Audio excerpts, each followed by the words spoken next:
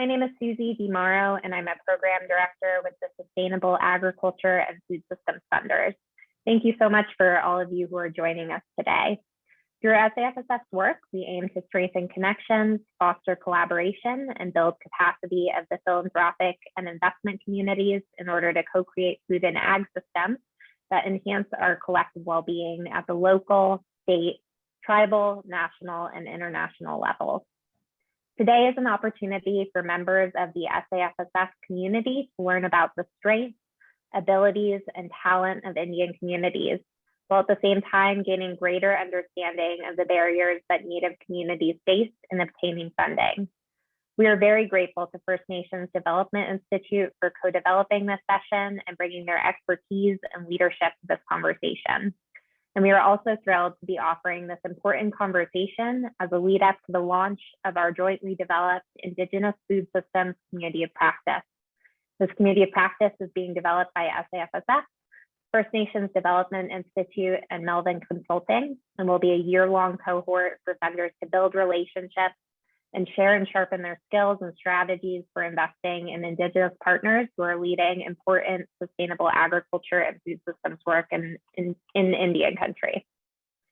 With that, I will keep us on task with some quick logistics. We encourage you to introduce yourself in the chat. Please do write in your name, your organization, your geographic location, and the Indigenous lands that you're calling in from. Please feel free to turn on your video, as it's nice to see folks' faces, but please do keep your line muted. And please use the chat to type in logistics questions at any time. You can also write in content questions, but we will be holding those content questions for our Q&A portion later in the conversation. With that, I'm going to pass it over to our speakers. We are very excited to have with us today Ricardo Salvador, who's the director of the Food and Environment Program at the Union of Concerned Scientists. And Ricardo will be joined in conversation with A-dae Romero-Briones, who's the director of Native Agriculture and Food Systems for First Nations Development Institute. We're thrilled that both of you will be offering your perspectives in this important conversation. And with that, I will pass it to you, Ricardo, to go ahead and get us started. Thank you very much, Susie. And I also want to thank the Sustainable Agriculture and Food Systems Funders and First Nations Development Institute for hosting this event. I am really privileged to have the honor to be in conversation today with a colleague and a leader in the food equity movement and a good friend, A-dae Romero-Briones. And I want us to get started, A-dae, for the benefit of those who don't have the good fortune of knowing you, with a little bit of an insight into who you are, where you're from, why it is that you bring the particular perspective that you have on Native food systems. Necha, thank you, Ricardo. And I would be remiss to not thank the Union of Concerned Scientists for also lending you to us for these few minutes we have together. And when we say we're friends, I think for me, it's really more than a friendship. Like I feel like you're one of my mentors, not only in the food conversation space, but the Indigenous space. Like I've already learned so much about Indigenous trade routes from my community to your community, and that has been invaluable. And before we start, like in Cochiti ways, we always open up with like a greeting, which is Kwetsi Se Hopa.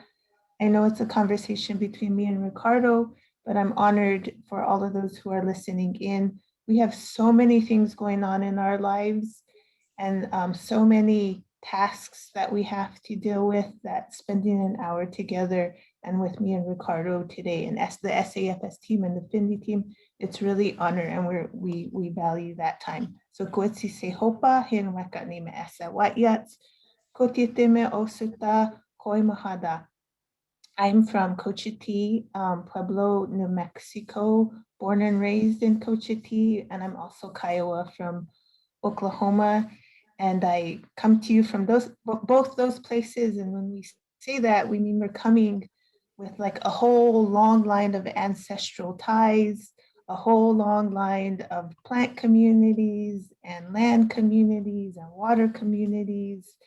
And so when we say we're from these places, we bring all that to the table, and we hope our words honor the time that and the thoughts that we share together today. So thank you, Ricardo. I appreciate that, A-dae. So how did you come by your perspective on native food systems?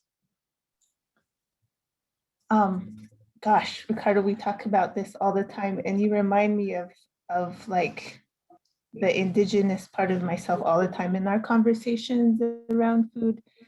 And I think this is why we connected. I think we talked about how many of the folks that you know in my own community look like people in your community. And I think that's like where we garner these perspectives, like we're born of the lands that raise us. And I was born to the Romero family in Cochiti. My grandmother was someone who knew a lot about the plants that grew in our area. My grandpa was a farmer. I know they called him a subsistence farmer. That term is not always the most accurate, but all of my perspectives comes from growing up playing in the dirt and in the Rio Grande River and talking to other indigenous people.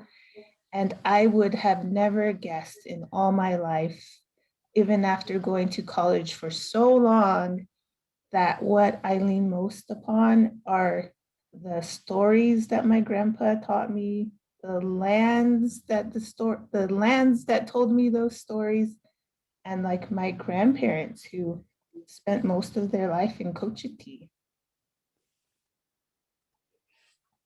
Okay, we're going to be drawing on the wisdom of your relatives as this conversation proceeds. So, A-dae, you've mentioned all the things that we have in common, and so we need to jump into the first thread of our conversation. But I want to share a little bit about why it is that we have so many things in common. So, on my end, I come from a place in southern Mexico, which today most people know by its Concord name. The name of the state is Oaxaca. In our native language, the name of the place is La-a, which means the valley. And that is in the language of our people, which is Benishon, which are known outside of Oaxaca to everyone else as Zapotecs, again, a Concord name. But like you, some of my early ideas about food came from my aunties and my grandma in particular, who was very influential. But unlike you, I have a very different story in terms of how I reacted to what they were attempting to teach me, because I grew up at a time when I thought that what we needed to do was adopt modernity, that was how we were going to deal with a lot of our problems. So I didn't react very well to a lot of the traditional teachings that came from my relatives. And I remember actually being embarrassed going to the market sometimes when I was being asked to sell the things that we were harvesting in the backyard. I was embarrassed about how my aunties actually wanted to discuss every aspect of the food, where it was grown, how it was cared, and so on before they would buy it at the market. And to make a long story short, because I pursued that false analysis that we were going to deal with the problems that now I understand were structural discrimination by adopting modernity. There's this beautiful line in a lyric from John Lennon that says that life is what happens to you while you're busy making other plans. By the time I finally got on my feet and valued all of that and realized what was actually going on, I was a professor of agronomy at Iowa State University. And so I have these two really contrasting views of the food system. One, the industrialized European, scientific, highly efficient version of the story. And then I have the traditional version of the story, which now leads us to the first thing that we need to discuss, which is to understand what we mean when we talk about native food systems in the present continental United States. So I'm going to give this a first blush, and then I really want to hear your perspective and your experience of this. The food system can't really be divorced from the culture in which we all exist. And this is particularly relevant to understand what has happened to native food systems. In a way, it's really a fiction to talk about native food systems here in the 21st century, because as everyone who is here knows, the surviving Native American population that is here is kind of here by accident. It was actually the purpose of the development of this nation to remove and to exterminate as much as possible the ancestors of today's Native population. And even though we can't really know for sure what the original population was in the present day continental United States, the estimates are somewhere between 5 and 10 million. What we do know is that by the end of the 1900s, what the whites called the Indian Wars, 1890, after the consummation of the massacre at Wounded Knee, the number had been reduced to 250,000. That is effectively eliminating the entire native population that had been stewarding 2 billion acres in the continental United States. So that doesn't happen without consequences. The specific strategy was not only to remove these folks, but to separate them from everything that provided them autonomy and dignity. So that means that everything from customs, medicine, health, and the food itself that then made people dependent and made them easy to control came about as a result of destroying the relationship that people had with the land, whether they procured food through a combination of producing it in farms or hunting and gathering. All of that was explicitly targeted, and the native population became dependent on a control mechanism, which is commodity food, originally delivered by the military.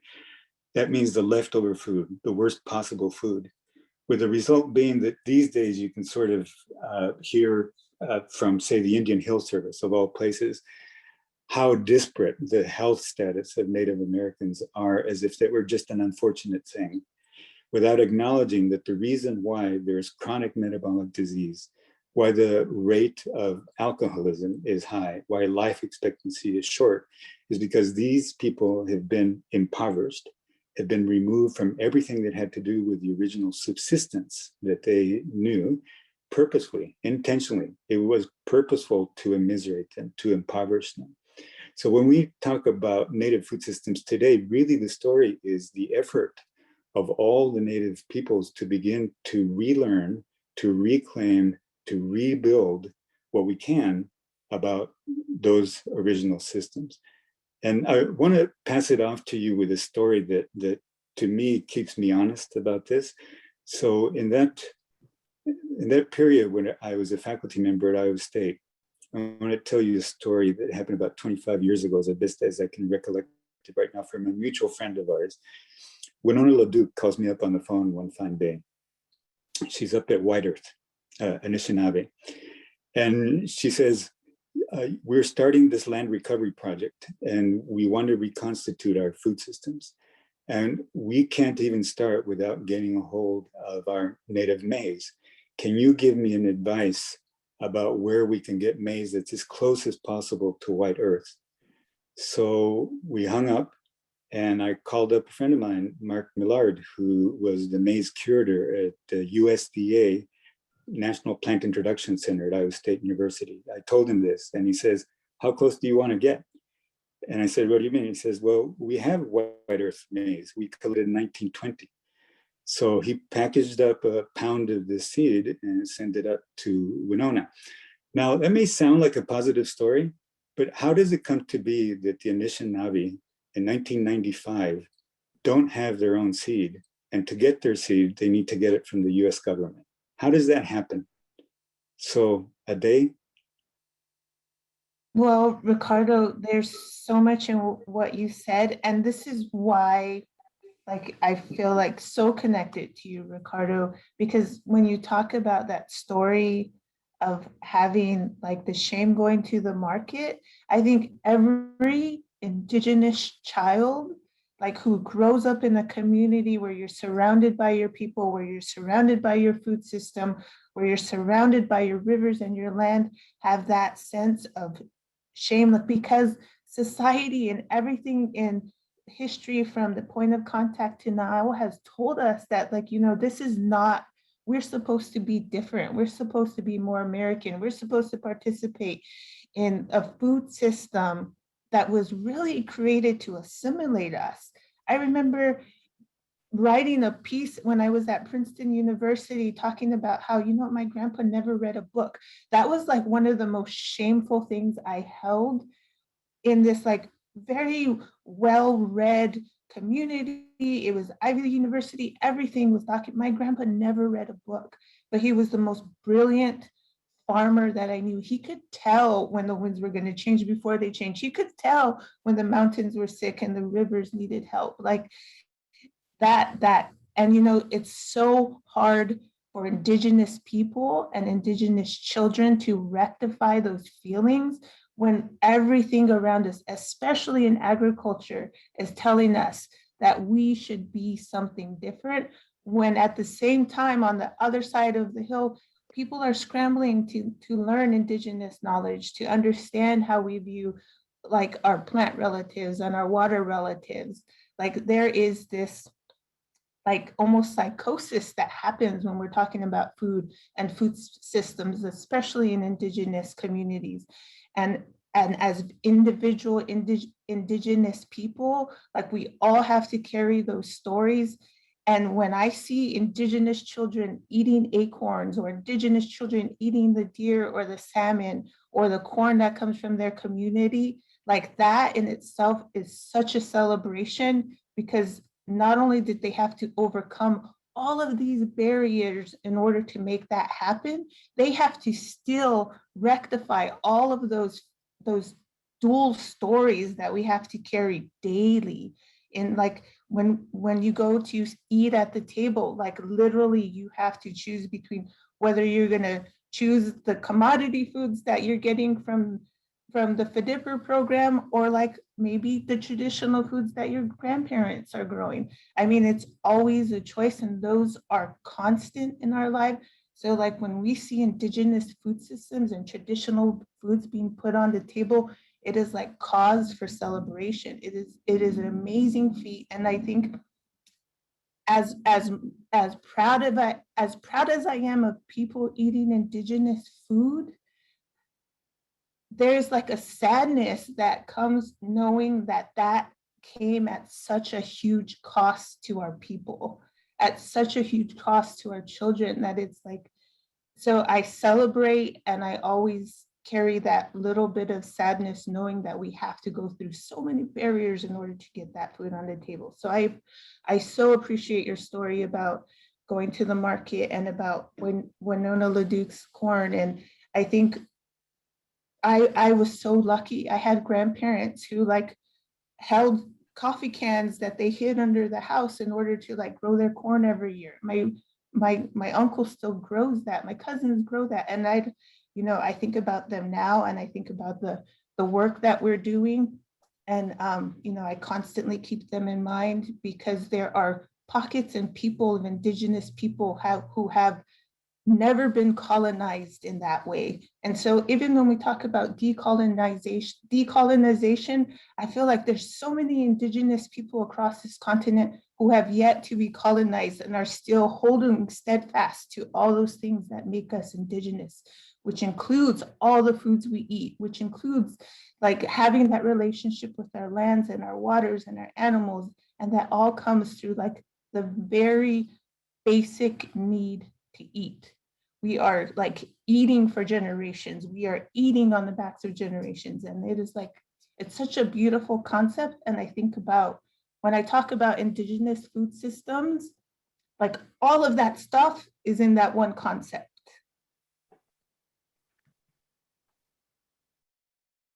And, again, this is not about me. This is not about like just my story. There's so many stories to be shared. And so we do have like a couple treats, and one of them is like a clip from The Gather. We featured some of the people who share their Indigenous food stories. And so we'll share that with you now. This one's, thanks. Moratorium on fishing in the Klamath River. It was a no-win situation down there. Come help us, man. We got the feds in here knocking our heads, pulling our nets, saying that we can't fish.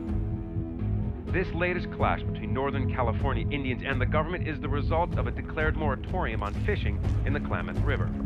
It was a no-win situation down there. I mean, you couldn't stop this big inboard coming in and ramming your boat.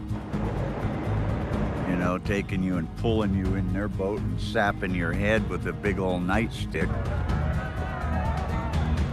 To these native fishermen, the memory of California's historic mistreatment of American Indians is still very much alive. Beginning with the first official session of the California legislature in 1850, which created a legal loophole permitting the enslavement of California Indians, to the nullification of hunting and fishing rights in the 20th century. To these Indians, this latest battle is as much about civil rights as it is about fishing. By the time it got here, it wasn't just fishing rights. They were taking our hunting rights. They were taking our whole way of life. So we pulled our armed camps here. We brought medicine men throughout all nations. There was hundreds of people here. They wanted us to stop fishing. And we said, we're never going to stop fishing. Fish on.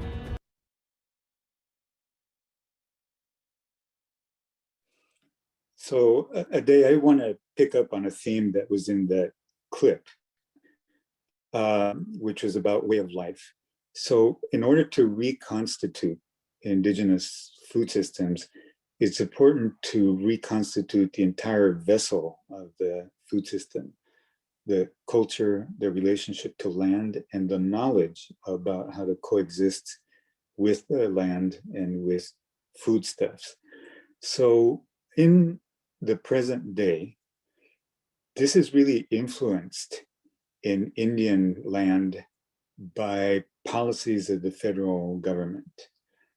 These are not static, but many of them came into being primarily after the conclusion of those so-called Indian Wars and the establishment of the commodity food program. So can you talk to us a little bit more about the ways in which you see that federal policies do great harm to trying to rebuild native food systems? Yeah, you know, and we've talked about this so many times, Ricardo, about federal policy and the structure. And, you know, at one point in history, it was a very explicit target to separate indigenous people from their lands, from their waters, from their food, and eventually their children. It was very explicit. I mean, you can read historical record that says those things. And it had grave consequences, not only on how we organize as a community, but how we steward all those promises that we made to their lands, to the water, to the animals, and to each other. And, you know, it's like an ecosystem. Like we talk about our communities all the time, Ricardo, like my community, it's an ecosystem. So if my community is unhealthy and not functioning properly in our part of the world, like that has serious consequences, not only for that little part of the world, but for the whole chain that we are connected to, whether we're connected through cotton, through marriages, through the migration of animals, like it affects all indigenous communities across that trade network and those relationships. And so like one little federal policy that removes one tribe from their homelands to another place will have grave effects on the entire ecosystem. And we saw that with the Dawes Act. We saw that when they put us on reservations. I mean, we see the consequences of this because we see that, to me, that was really the beginning of many of the species die-off that we're still trying to rectify. But that was the historical record, and people think, oh, well, that happened historically. But in reality, when we look at some of the current federal policies, it may be less explicit and they may use different language, but the idea of separation of indigenous people from their lands is still there. Like these are still debates that are current in some of the conversations about how indigenous people manage their own lands. Like there's communities that can't manage their own lands, even though they're in trust with the federal government. Like that is still a separation of indigenous people from their lands. Or even when we look at some of the, natural resource extraction that is happening all across the country, we all know Standing Rock happened. We saw it like unfold in social media. But every indigenous community probably has their version of Standing Rock, probably has that experience of having to fight for some of their most sacred lands, some of their most productive lands, some of their most precious like connections to not only their creation stories, but hold them together as a community. Like every community has had to fight that same fight. And so when we look at the federal policies and what it creates, like I am so grateful that Indigenous people across this country have held these conversations and these fights with so much grace and with so much like wherewithal to still trust that we are doing what we're supposed to do, which is steward our lands and to focus efforts on building traditional food systems like that, like he said in the video, fish on. Like we see that fish on, garden on, hunt on. We still see people like being, Valerie Segrist says this a lot, like still see Indian people feeding their Indian. Like when you eat your traditional foods, you're feeding the Indian inside of you. And she says that often. I think of that often. And so like, what does this look like when I talk about ecosystems and I talk about tribal communities? Like we're all different. There's not, like you said in the beginning, Ricardo, there's not this one idea of a native food system because that's a misnomer. It probably doesn't exist. Like I have a Cochiti food system. Valerie has like a Muckleshoot food system. And so like experiencing those different food systems is really important because it gives you different perspectives on how, different parts function and how they all come together. And so we do have another clip that we want to share with you. And all these clips come from Gather, by the way. And so we were the executive producers of Gather, and these are kind of like off clips that didn't make it in the film. So I hope that you enjoy them. And this one is about buffalo.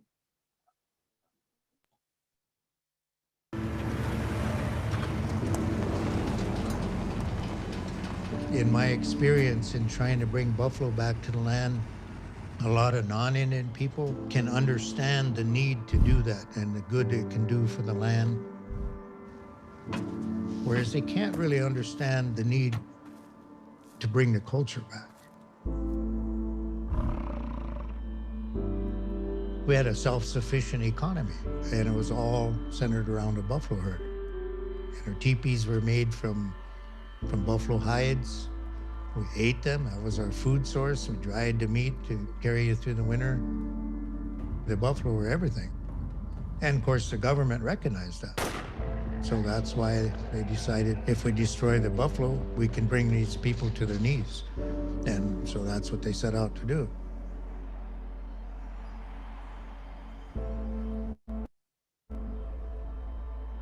Well, it was complete devastation without buffalo. The kind of food that the government gives out, the commodity food supply, I mean, just terrible. But people have no choice. I mean, if they want to eat, that's what they get. So the physical realities are hard, but the mental and the spiritual part is even worse. And the buffalo are basically in the same spot as we are. We were almost wiped out too.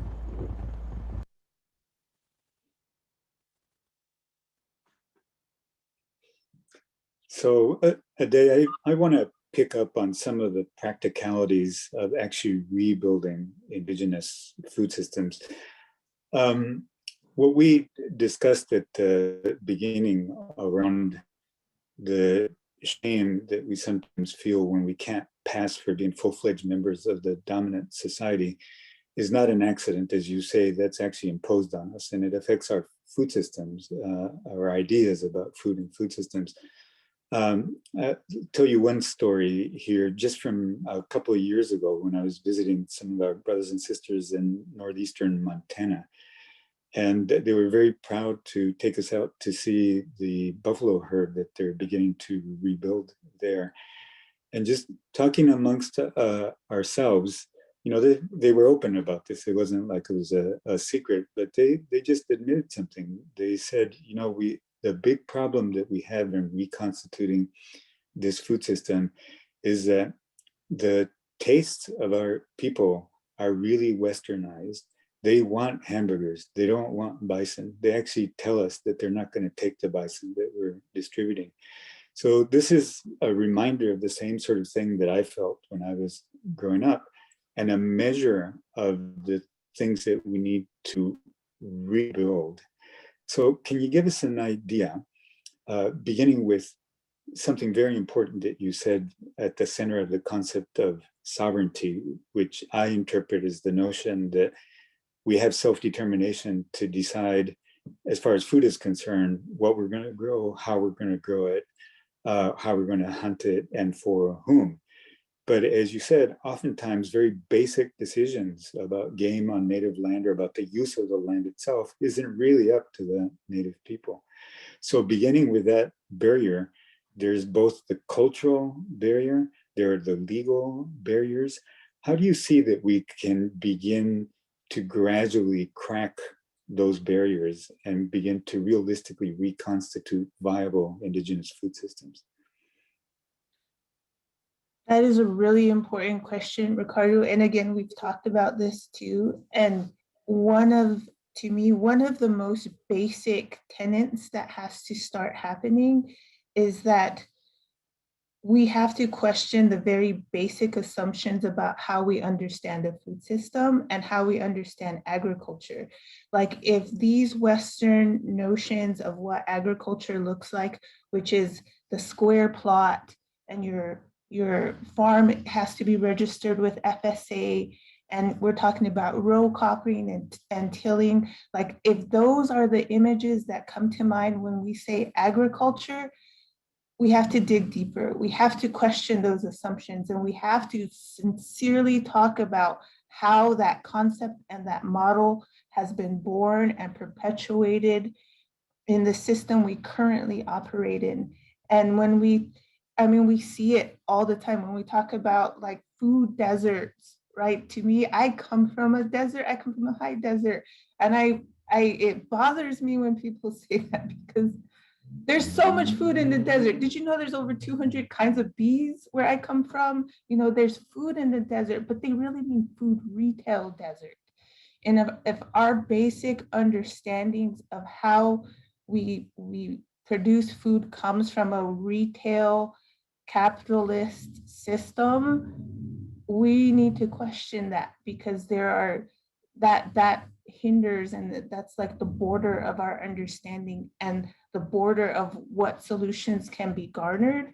So those very basic understandings need to be questioned. And we see it like when we talk about, as funders, like monitoring grants and looking at success, and if some of those metrics require, like, tell me how much more money you put in an individual's household, or how much produce you sold at the farmer's market. Like, we're stuck in measurements that may not be capturing what is happening. And so questioning very basic tenets is really, really important. And, you know, on the flip side, I have talked to Indigenous young people who not only understand technology, who understand capitalist systems, who have a passion for traditional food, who are finding ways to make these systems make sense with one another. But sometimes that requires us to question the dominant view, which is always based on capitalism and always based on this food system that looks at supply chains and the transfer of commodities from one place to another. We see that in the conversation about food security when it comes to Indigenous communities. The answer many times from philanthropy and government agencies is like, okay, they're food insecure, so we need to get food to that area, whether that comes from Arkansas or, you know, the Midwest, like we're gonna ship food. And it's this idea that we're moving commodities from one place to another, instead of thinking about how this community and what solutions come from this community and how it can be based in traditional thought and traditional food systems and skills. And again, when it comes to the question about hunting and gathering, we saw that in COVID. We saw when there was a shortage, Indigenous people had the wherewithal to feed themselves. They knew how to do it. But then we saw an uptick in citations for hunting and gathering and fishing, which is like, it blows my mind, because we're not in the 1800s, but the reaction is sort of the same. And so it's like, there's still very basic tenets of our food system that we haven't questioned and we sort of like taken for granted, that we need to really confront, so that like we can start truly looking at Indigenous solutions and Indigenous food system and Indigenous people as like the brilliant beings that they are. But we have a lot of work to do as a society in general. And so and again, like we started our conversation, Ricardo, talking about like where we come from and the people that influence us. And you to me, like I always think of my grandma, and I always think about like her. She was this beautiful woman who like was a subsistence farmer, but she could like go to a flea market and she could haggle because she understood economics. She understood she only had so much money to spend at this market. And so it was like a brilliant connection between the two institutions that I had to rectify in my own life. And so we also have some clips from Gather about those folks who influence those two different systems. But don't forget your home, the love you have always known is waiting to see you soon. Can you hear the sound beating from the ground? Deep inside the valley, hidden in the river, dancing in the wind upon your skin. I can hear her calling, telling me to make amends. Mother, we'll meet again.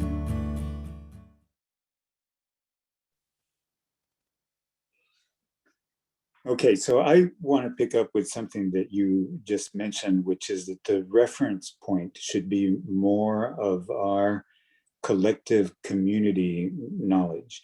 And you referenced the pandemic already. One of the things that the pandemic pointed out in Native communities is that among some of the most vulnerable were the elders in the community.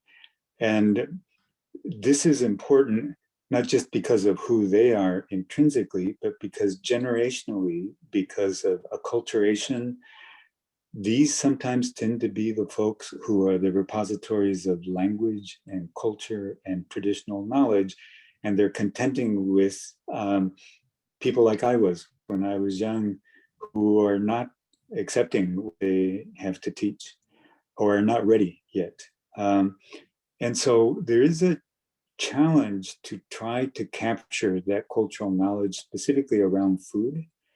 And the role of women in the food system is something that I would really be interested in discussing with you. I'll give you just one personal example of how this affected me. My grandma was just really influential in my life, not only when she was alive, but also because when she was gone, I finally got to the point where I could understand a lot of the things that she was attempting to teach. And one of those examples had to do with something that I really resented about her when I was really, really young. I was a kid. One of the chores we would get as kids was to go out and broadcast the corn seed for the chickens in the backyard. And that was always something that I just wanted to get through really quickly. So I would go out there and broadcast it. And one time she actually saw me, and she saw that as soon as I broadcasted, I just stepped right across the corn, and I must have been going to play or do something else. I just wasn't paying attention. I just wanted to get the chore done and get gone. I got one of the biggest scoldings I ever got in my entire life from my grandma. And it was around the message that you do not step on corn, that you have to respect corn, that corn is the source of life. And, I just chunked it up, here's my grandma scolding me. I have to tell you that I was in graduate school and I was reading some historical documents that Catholic friars had collected from the indigenous people that they were interviewing at the time of the Spanish conquest in central Mexico. And they collected some botanical information in one of these books, which is called the Florentine Codex. And there's a paragraph there that just gave me the chills, because what the friars called an indigenous informant basically said these words: "It is part of our belief that corn is the source of life. We revere corn. Because we understand that we depend on it for everything, we always treat it especially. And if anyone were to disrespect it, if anyone were to step on it," those were the words in there, "then we would call for the gods to punish this individual so that we all learn from the fact that we do not disrespect corn." My grandma taught me that lesson, or attempted to teach me that lesson when I was young, about the centrality of corn to our entire culture. And the way I came about it was that I was in formal studies, it didn't sink in for me, where the folks were attempting to teach us about the so-called grand Mesoamerican civilizations that built urban cultures and so on. But that resonated for me.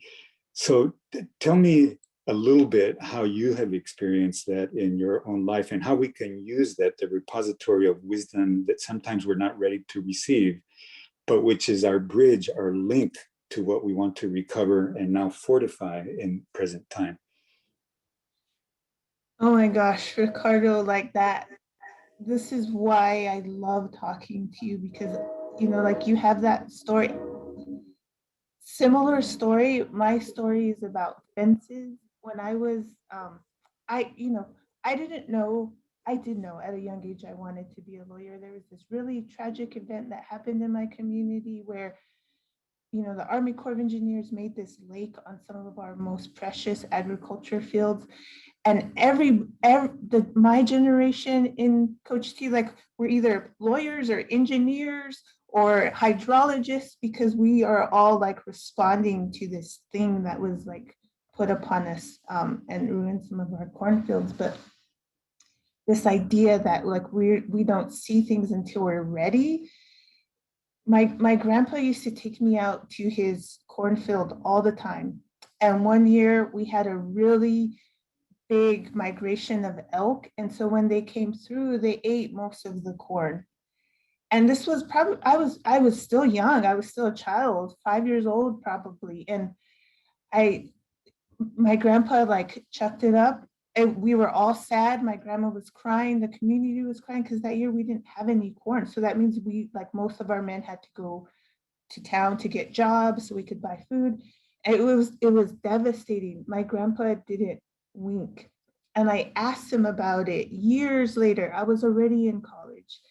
And I said, "Papa, how come you didn't just like put up a fence? Like, they make really strong fences." And he said, "That's not how we farm in Coach T. Like, we don't farm just for us. We farm for the earth. We farm for everything around us. And if the elk came that year to eat all the corn, that means something was happening in their community and they were hungry." And so you don't take away that story. You don't stop that communication because you don't have anything. You listen to that story. And now when I think about, like, we're talking about climate change and species migration and talking about the devastation in some of these environments, like, that was my grandpa's way he communicated with the mountains. Like, that's how he knew something was happening in the mountains and that we as a community had to help correct. And I think about now about how many fences are up in our communities, how many communication channels we cut off because we're not practicing those ways of viewing the world and hearing the world and seeing the world in those same ways. And this is literally like an epiphany that happened to me like a year ago. This was a story that happened to me when I was 5. And like, you're right, like sometimes we're just not ready. And so now to me, the question is like, how do we ensure our children have these lessons so that when they're presented with solutions that may hamper or minimize Indigenous knowledge, they are fully equipped to not only confront, but to kind of explain and share that, maybe this is not the best way. Maybe a 6-foot fence around a cornfield, maybe that's not the best thing, but it's like such a basic tenet in like mainstream agriculture.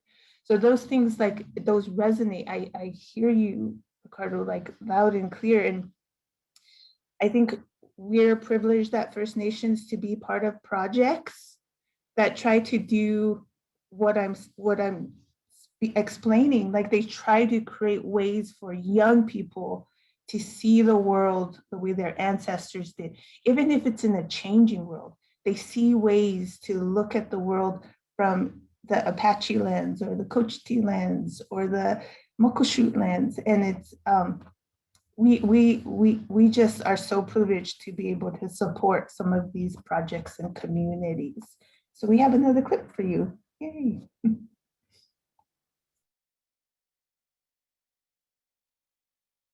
Today's society is based upon how much money you make. And our people never measured our standards that way. And now we're in this whole different stage and where we have to increase our production and have to make money in order to sustain this farm. And so we'll not only be marketing it at the farm, but also working with Cafe Gajot, selling a lot of our products in that store. I grew up farming, and like every res kid's dream, I was thinking, once I turn 18, I'm gonna leave this place and I'm never gonna look back. Started hanging out with the wrong people, doing drugs and in and out of jail and contemplating suicide, and it really affected me. But that's behind me. This is my home.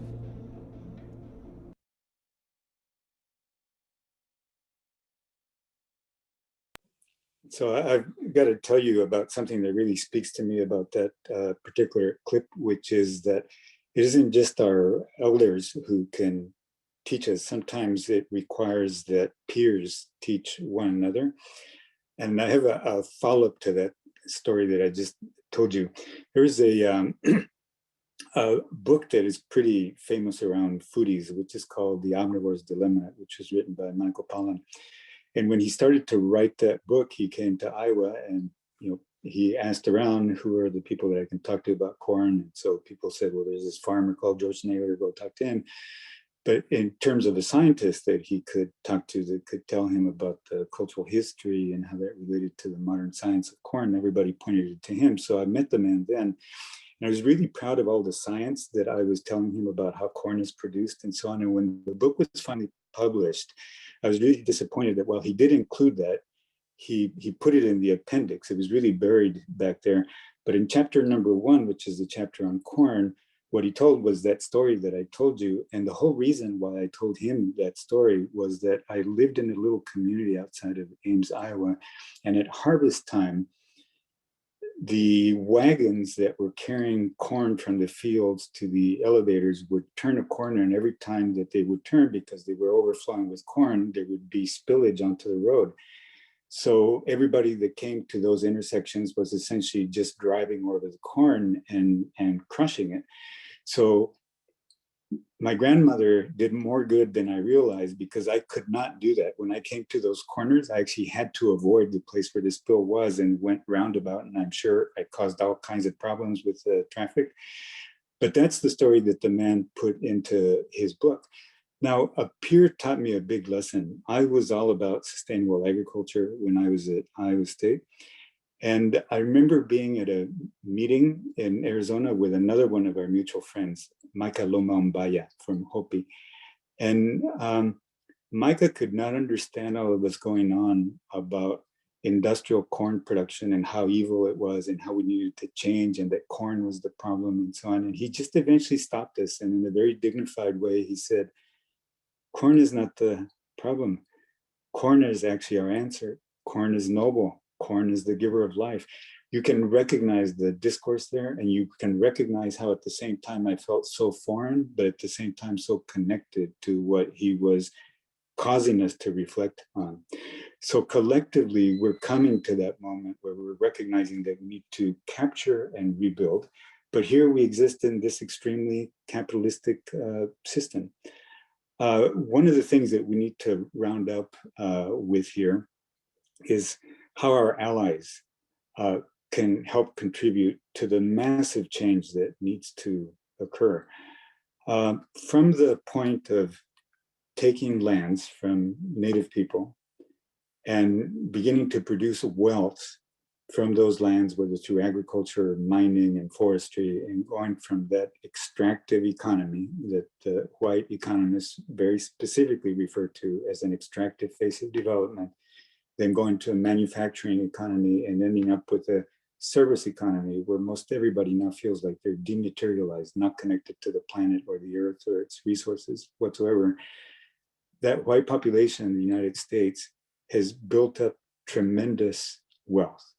So I looked it up just before we get started because the figure grows quickly. The United States has a gross national product of $21.7 trillion, second only to China. And in the meantime, the native population has been impoverished. Compare the conversation that we're having here to the conversation that most people would have within the conventional agricultural economy. So there is a responsibility of all of that accumulated wealth and even the concept of the fact that there can be excess wealth, the wealth that's beyond what we need in order to be happy and to be fulfilled and to be satisfied. So we have allies with us today who are experts in terms of managing that surplus wealth. So what ideas do you have for all of us to consider for folks that are now in the position of responsibility to think about supporting Native peoples who want to rebuild and reclaim Native sovereignty, and they have assets that were built on wealth that was taken from Native peoples, just beginning from the land and everything that flowed from that?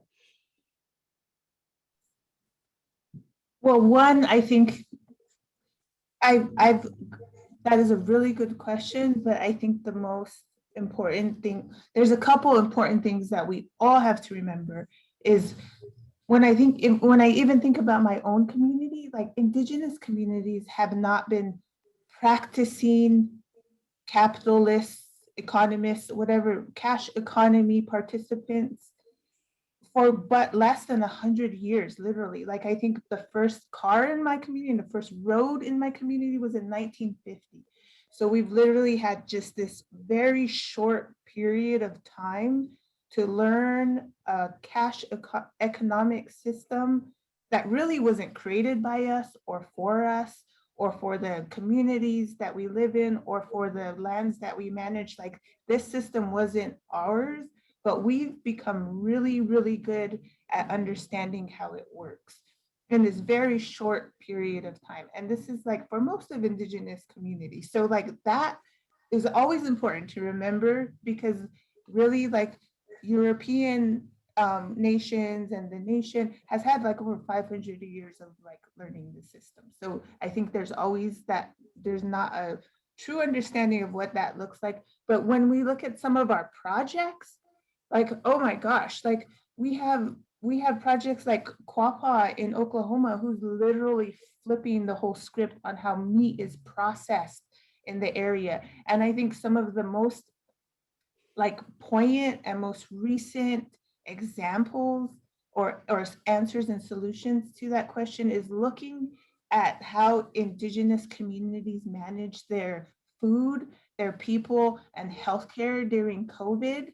These all cost money. This all costs cost something to the community, but they did it so well that many of the communities were serving like people outside their community. I think of Richard and Oneida and the food pantry. Like they literally had this little tiny food pantry, and then once COVID hit, they expanded it so that they fed like so many over their car line to get to their food pantry was 1.5 miles long because they were really good at distributing food from their really little tiny pantry. I mean, these are examples of Indigenous people using what they know and what little they have to not only take care of their community, but take care of themselves. And really, to me, that exemplifies how Indigenous people manage resources. Like it's not just about us. It's just not about our communities. It's not about taking as much as we can so that we can hoard and benefit. It's like, how do we ensure that this entire community and region is well-being and is well and is healthy? And so I think when those kinds of opportunities present themselves, we have ample examples of Indigenous people doing that. Like I gave you two, like Quapaw, Oneida, but we have projects like all across First Nations who demonstrate that Indigenous people are capable of not only managing our own assets, but managing the assets of a region so that we are healthy. And imagine if that happened on a grand scale, if that could happen on a nationwide scale. And, you know, so our investments are literally like at max, probably $35,000. And it like to see Indigenous people use that amount of capital to do what they're doing is pretty amazing. And I invite everybody to look at our grantee list to see what those projects are, but we are like overflowing with examples. And I say that knowing that investment in Indigenous communities, I think the last I looked was like 0.04% of philanthropy. It increases, like an increase during Standing Rock, but it's since decreased. And the same is for COVID, like it's increased, and we're hoping we don't see the decrease because the amount of work and production that is happening on these very awesome projects like should be continued. Like it's the solution unfolding before our eyes when we question like extractive economies, when we question why are we disconnected like economically and environmentally and spiritually? Like the solutions are here, like people are practicing them daily in some of the projects we support. And one of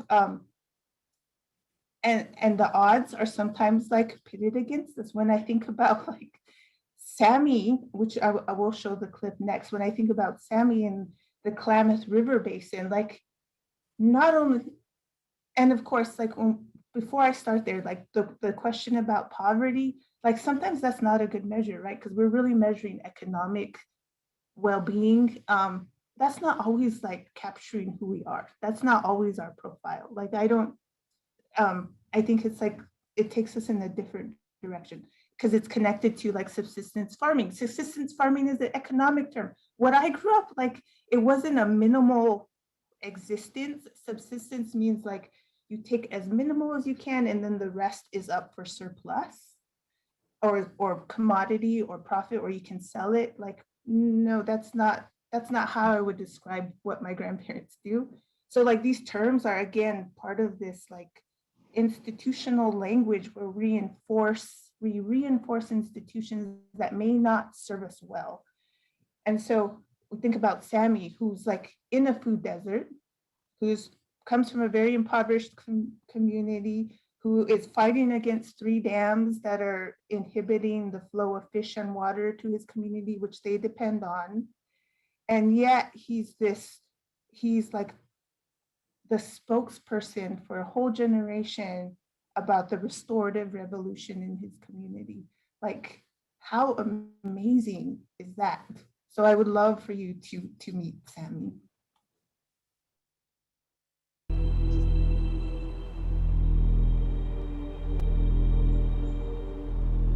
Sword ferns, we need some of those. If there's none close to the beach, then we'll send our fastest runner to get a good stack. That's you, Zach. And that'd be you, Zach. Well, John, oh yeah. Oh yeah. That's you, Peter. I'm asthmatic. John, look, that's right. Yeah, I'll pull out with the motor. You guys just jump right in.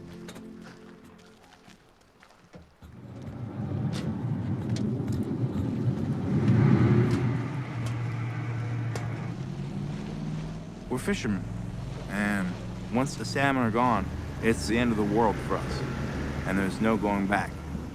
Hunt down the climate, bring the salmon home. Hunt down the climate. What do we need to get rid of? Northern California tribes are protesting for the removal of the lower Klamath River dams in a desperate push to save the critically endangered salmon. But for Native youth on the Klamath, such as Sammy Jinsaw of the Yurok tribe, nothing less than their future is at stake. You gotta think about, as Indigenous people, we're part of this here environment, and salmon are a huge part of our life.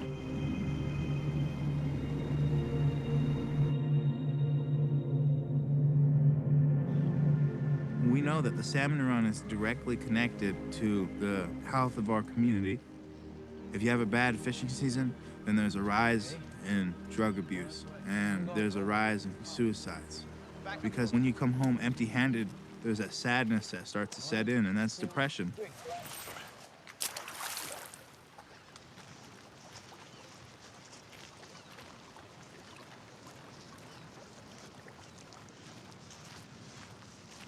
I think we should do about 2 more drifts, and then if we don't get anything, try our luck farther up the river. Yeah. All right, drag it in. Whoa. Fast, back up, back up. Just drag it. Drag it.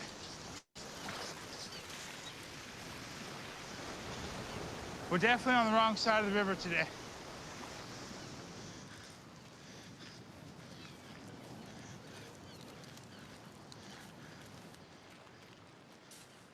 I want some fresh salmon. I At least know. one. So the people on the other side of the river, they've caught some good fish in the morning.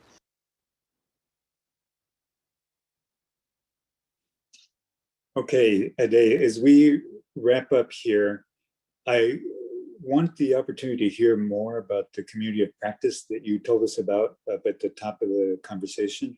And also, if you have examples of effective philanthropic practice to support the sorts of stories that you've been describing to us, I want everyone here to understand those and to learn about those before we're done.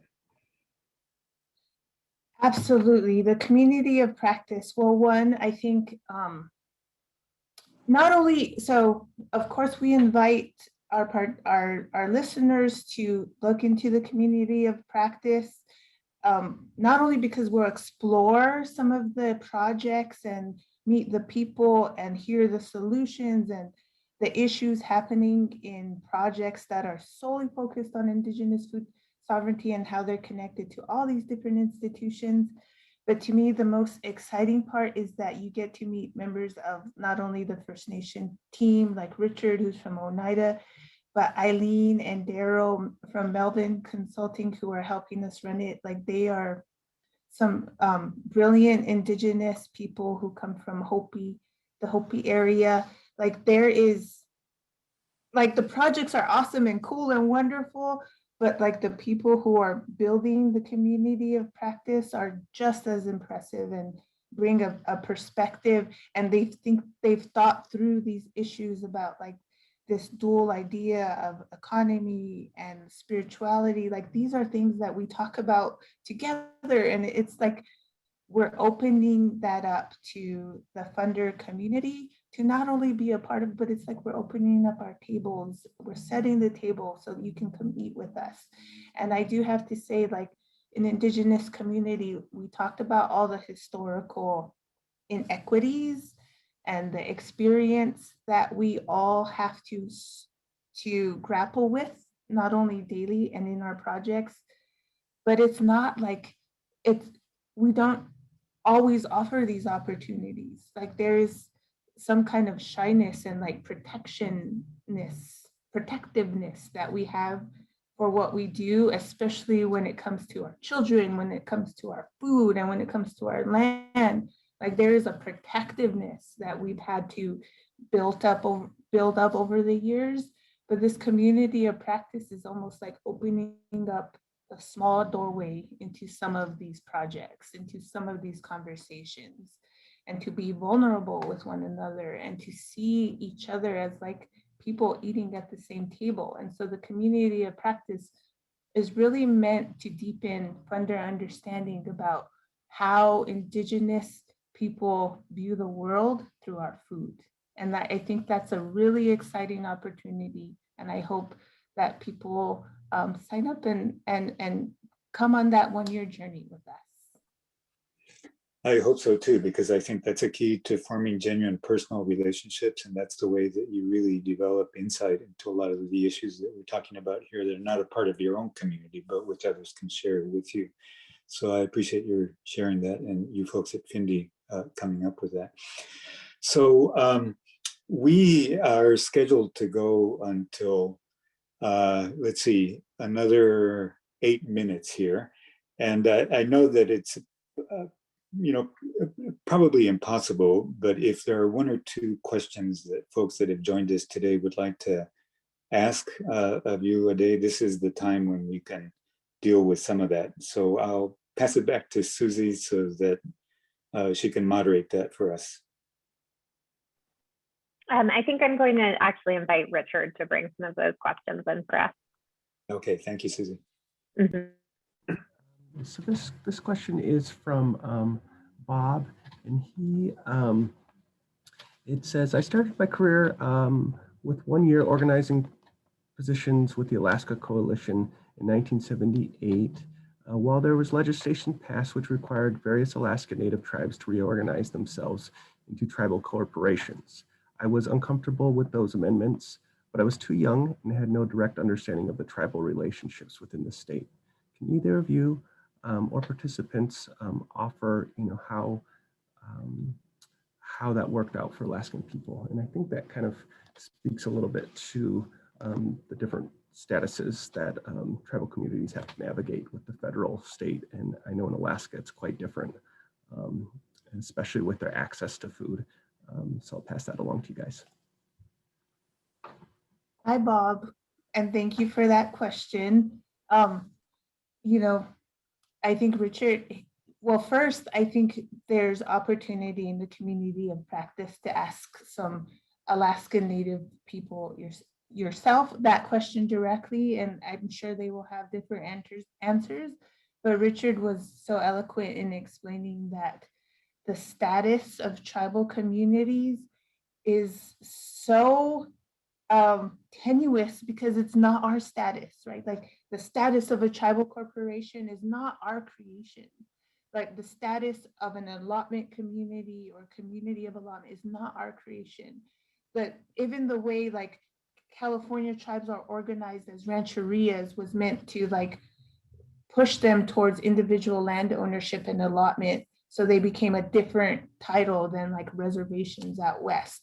And all of these historical designations have effect on what we can and cannot do presently and how we can and cannot build food systems presently. And so they have very serious implications, but I always remember I met these young people in one of our projects, and they said like, we work with what we have. Like if we have like only one when we need four, like we figure it out. And so like I think the brilliance that comes from Indigenous communities is like, yes, we have these historical designations that are not ours, that are tied to all these policies that try to eradicate who we are, but you know what, we still exist.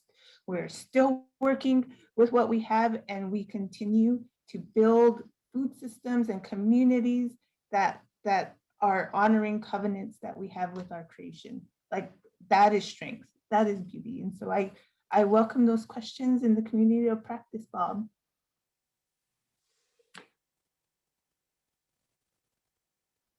So this one's from Daryl, and he's asking A-dae, but I think I'm going to redirect it to Ricardo because I've heard A-dae speak on this a few times. And this is really getting at how can contemporary Native people doing the work in food systems really shift power and shift power systems with the way they manage assets and reclaiming their stories. Yeah, well, thank you, Daryl, for the question, and Richard for redirecting it, although I'm probably going to need help here from Findy colleagues. One of the things that a question like this always brings up is what is limiting you? What is making you dependent? How do other people have leverage over you? And so thinking really carefully about that and thinking how you can build up your own capital, most of us actually think immediately of financial capital. As we've been discussing here around ideas of the food system, that's an imposed idea. And so if we look within ourselves, there are all kinds of other capital that we have. We have cultural capital, we have knowledge capital, we have social capital. As A-dae has just said, we can be resilient. We come up with alternatives that rely just on the assets that we ourselves embody with respect to one another within our communities. But so that's a matter of principle. Coming to the very specific question, during the time of displacement, a lot of Native peoples were removed to areas that at the time appeared to have no value. And it now turns out that there is some value there in terms of the capitalist economy. And as A-dae has described, Native peoples all over the world, and so it is true just in the United States, have been going through the struggle of distinguishing how to interact productively with that global capitalist system, given that there are assets that are valued by that system while not completely selling out to that system, yet knowing the value of those resources as more than just their cash value, more than their financial value. But that is one way, if you think about the totality of your assets, that you can limit the leverage and the control that other institutions can have over you. So it's a matter of sitting down as a community and working through what those are, what the alternatives are. Thanks for sharing. I'll kind of lead us into a close here, but there's one last question from Jessica, and I think it asks us kind of to talk about a little bit of our projects and programs. So maybe if you could share a favorite program you've worked on or project in your time working in food systems. It could be from a long time ago or recent, but just to close on what about that project was really inspiring and great for you to be a part of. Oh my A-dae, gosh. you could have the final word here. Yes. Oh my God. That's like, there's so many like really cool projects that we could name here. I'll just name like quickly a few. Like I think about Standing Rock. Everybody at Findy knows they're one of my favorite grantees because we have Petra One Hawk, who is running the Elders program, who is trying to figure out how to get elder gardeners, traditional hunters, and traditional food cookers, processors, however you want to name them, as part of the Elders program so that they provide the community returns to that traditional Lakota food system and that the community is taking care of their ancestors through food that they were familiar with when they were younger. I think it's such a simple concept, but there's, again, all the barriers are there and it's really hard to do, but they've been at it for a couple of years. And I think about, Muckleshoop and Val Seagrass, 7 generations now, their nonprofit. They're trying to reintroduce traditional based plant foods to their community through beverages, not only like just not in response to soda, it's because like our children's taste buds have changed so much from like the time our grandparents went to boarding school to now they're forgetting what these taste buds, how to exercise these taste buds. So they're reintroducing things like nettle and camas and these like traditional teas into the diets of children so that their food system can function. And there's like a place for these plants to like coexist. I can't even talk about how many like projects around fire in California are happening because it's like there's this increased need for Indigenous knowledge around fire. And it's like re-inviting fire to our community, re-inviting fire to be part of like the table where we sit, which is such an important part of like the elements in our environment. And it's like switching how we think about fire rather than this destructive force. It's like the visitor we have to invite to our table every year. These are beautiful projects. I could go on and on because we have so many. And with that, I don't know, Richard, I think we're closing out with one last clip. And I'll end here, and Ricardo, I'll turn it over to you for closing remarks.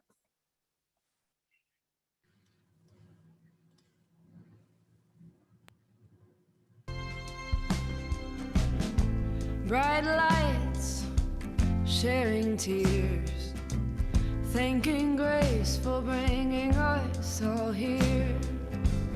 It ain't lonely on the road when there's love everywhere you go. I've been searching so long. It lived in me all along. Just takes time and patience.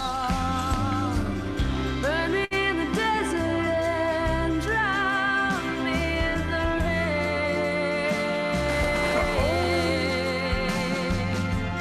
Throw me to the thunder, push me over the flame. I thought you were gonna strip naked. I don't feel afraid anymore. I'm a warrior.